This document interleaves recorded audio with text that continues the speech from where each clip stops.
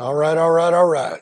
So this time I want to talk about how I have my Subaru Outback Wilderness wired up for what I call accessory power. So power things like my fridge, recharge devices like this camera or laptop or something like that. So on a previous build, I had two AGM Group 34 batteries, but I wasn't too satisfied with the performance of that. Great, had one, had a battery separator and all that, so that my house battery didn't impact my charging battery, and I could jump start one from the other.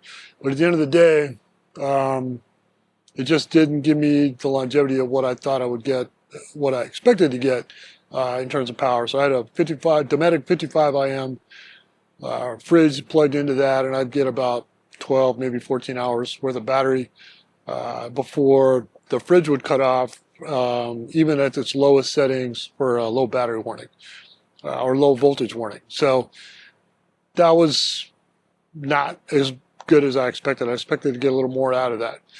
Factor in that each one of those batteries weighs 50 pounds, and now I've got 100 pounds of battery sitting in my engine bay. With that vehicle, there was space for it.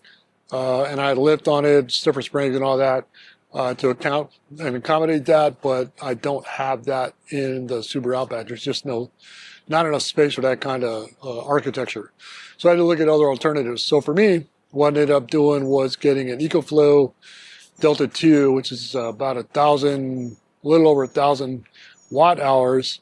When you start looking at the difference between an AGM amp hours versus watt hours, factoring in what the AGM battery can handle in terms of the battery architecture, you're looking at roughly 4 times the battery power for the Delta 2 over that AGM Group 34 battery.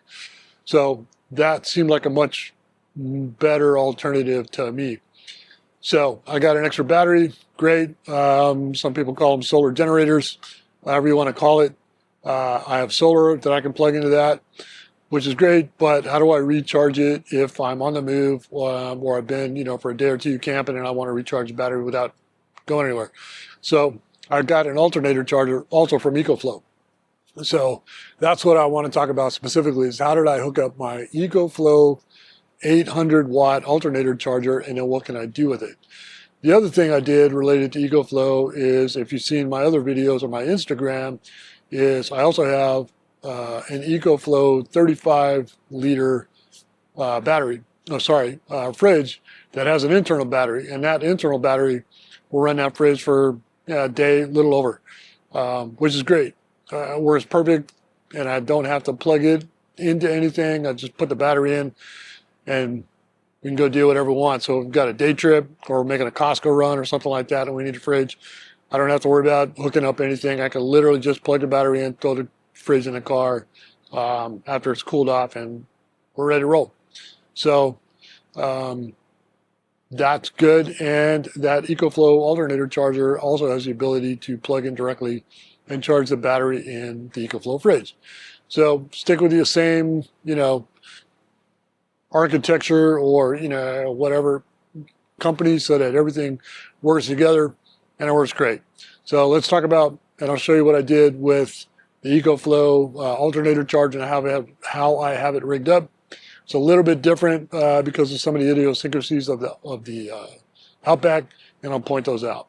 So let's take it inside and we'll show you how it works. All right, so this is my Ecoflow alternator charger. This is the 800 watt. I got the 800 watt because it gives you the ability through the app to do a bit more customization on it in terms of the power output and things like that. So that's why I went with that one. It did cost a little bit more. Ecoflow does make a 500 watt, which would have worked just fine in this vehicle. I'm not sure if it's the same size or a little bit smaller, but there you have it. Anyway, so what I did with this particular one is I used the app to tone down the output a little bit, so it's putting out a maximum of 40 amps because I was concerned about potentially overpowering the alternator in the Outback. But it still can recharge that Delta 2 from almost nothing to fully charged in a couple hours of driving. So overall, a pretty good setup. So here, if you look down, this is the battery cable that comes with the alternator charger. I have that running back behind this Molly panel. That Molly panel is from Anderson Design, and I have it run to get just over there, and it drops down next to the driver's side seat where it folds up. I kept it out of the way of anything that could potentially bind up or kink it or damage it, but I'll show you what it looks like on this side. So the cable runs right here, runs right down in this little gap by the seat, and then pops out right down here. So I make sure it doesn't hook on anything of the latches that are up here at the top of the seat or anything else. So from there, that cable runs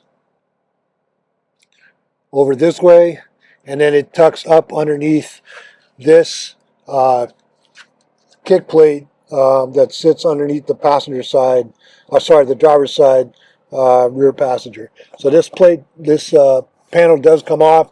There's a couple of pins and some snaps, and it just pops right off, and you can run the cable underneath there. And there is plenty of clips and tie downs that are already inside where the standard OEM wiring goes, so it's no problem. So I just ran it through that, ran it through the B underneath the B pillar, and then over to the driver's side, and then did the same thing. I ran it underneath the kick plate right here, all the way up to the front. This panel right here also pops off, and this is kind of important. There is one big pass-through grommet up underneath the dash that goes from the engine bay inside the vehicle. I looked at that, but it has a huge wiring loom running through it. It's the only pass-through that I could find on the or in the firewall, and I didn't want to take the risk of potentially clipping a wire or doing something like that. So I looked for other alternatives. There was nothing, and I wasn't going to drill a hole in my firewall just to run that cable through. So I looked over here, and right here in the door jamb, just outside the door jamb, this rubber tubing and grommet right here is where the wiring actually comes from inside the car and goes up into the door to be able to activate the power door locks, the power windows, and things like that. This grommet gasket, whatever, there's a fairly good sized space on the back, and I was able to pop this out. It's a little bit of a challenge because you have to reach in from down here as well to kind of reach up and push it out. But I was able to make a small slit on the back side of that, and then if we can get the lighting just right, you can see where the cable comes out back over there. So that cable comes out and runs right underneath the wheel well, the cover, and it goes up this way where it can fit underneath the front fender.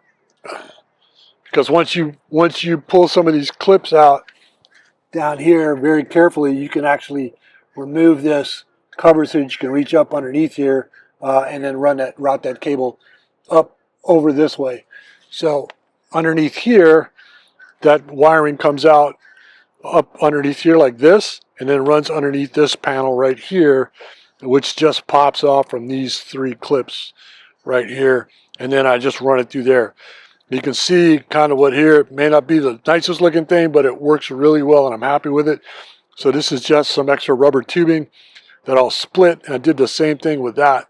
I split it, and then anywhere that it could potentially touch a sharp edge underneath here, and there's a couple of them for the support for the fender, I put that tubing on the back side of that cable and then tied everything off so that cable's not going to vibrate against anything or rub or potentially wear through a hole and cause some damage. I don't need to do that with any kind of electrical components.